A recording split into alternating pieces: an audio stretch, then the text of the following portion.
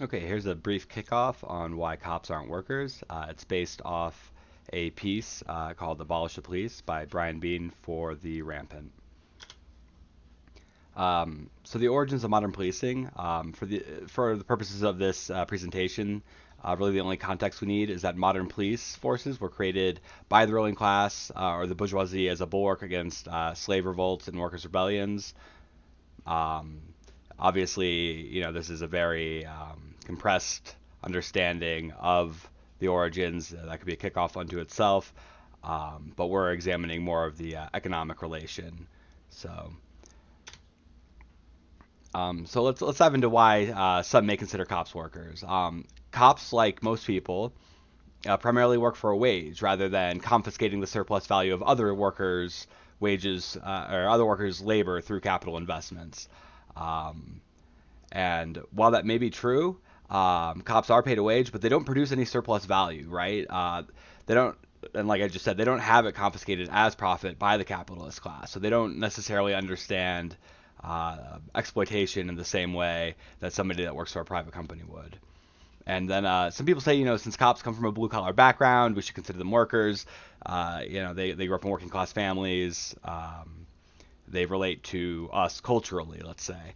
But in capitalism, it's one's relationship to production specifically, not one's like economic background or cultural background that determines your class, right? So we're specifically focusing on a relationship to capital and production for today's presentation.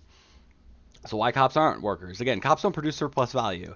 And some people will use this to say, or some people say like, well, teachers don't produce surplus value, bureaucrats don't produce surplus value.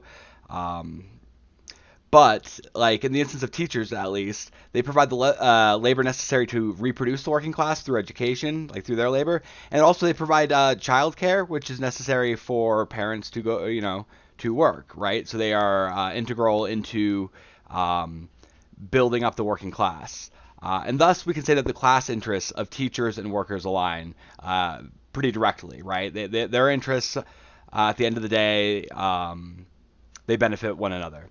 Uh, Additionally, E.P. Thompson and Alan Meekson's Woods reject the idea of class as a thing or a structural location and examine it as a relationship to material conditions and to others. And that shapes the way that individuals behave in a class way.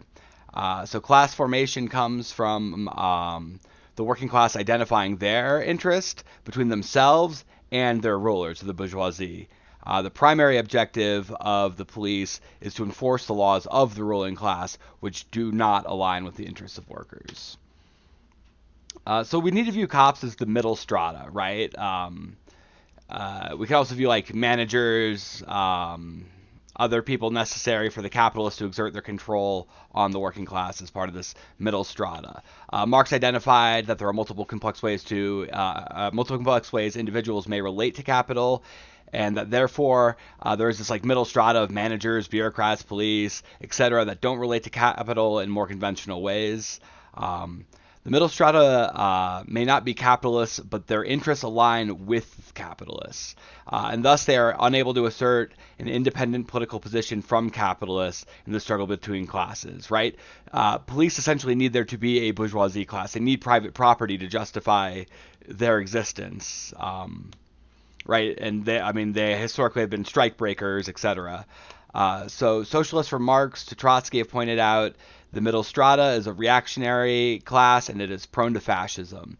And this is a quote from the article: as a social bloc, they behave as a ruthless and implacable force of reaction. And then I have this quote from James Baldwin: the police are the hired enemies of this population. They are stunningly ignorant, and since they know they are hated, they are always afraid. One cannot possibly arrive at a more surefire formula for cruelty. So, kind of some commentary on police unions and why they aren't trade unions.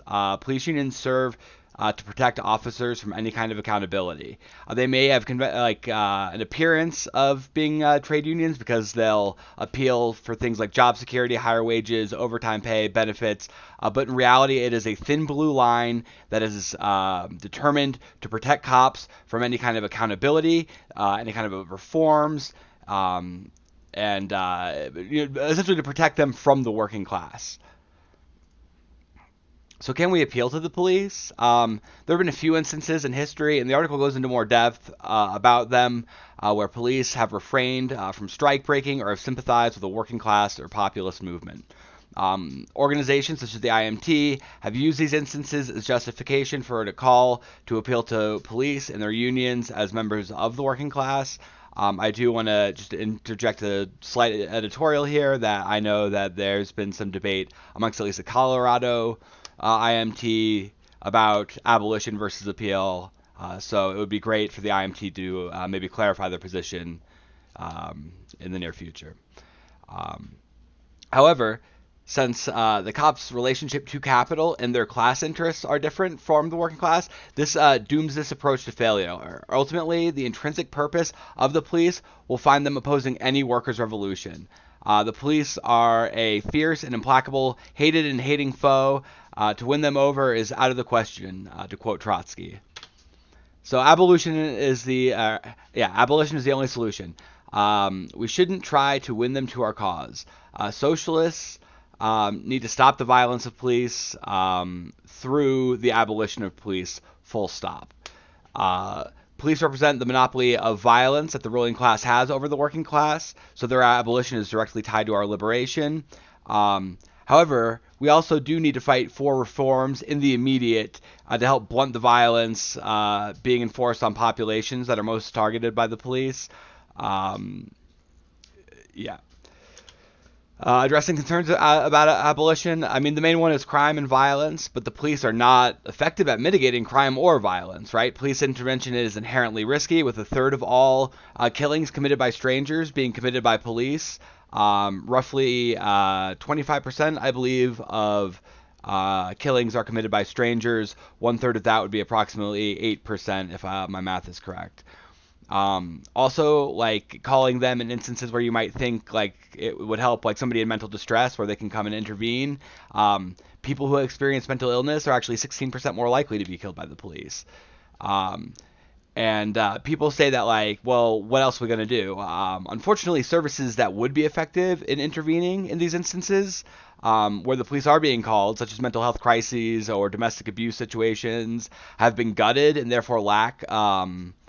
The lack of social service solutions to these problems has more to do with the lack of resources than the intrinsic ineffectiveness of having mental health programs, things like that. So the general consensus is that police intervention is an ineffective and dangerous solution to mental health crises.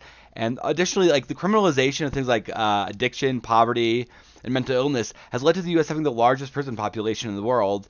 And it just maintains and perpetuates these systems that continue addiction, poverty, and mental illness. So just a brief conclusion: while cops can be considered part of the middle strata, they are a reactionary force whose interests and functions directly oppose the working class. The only solution to stop the violence of the police against the working class is abolition. Thank you.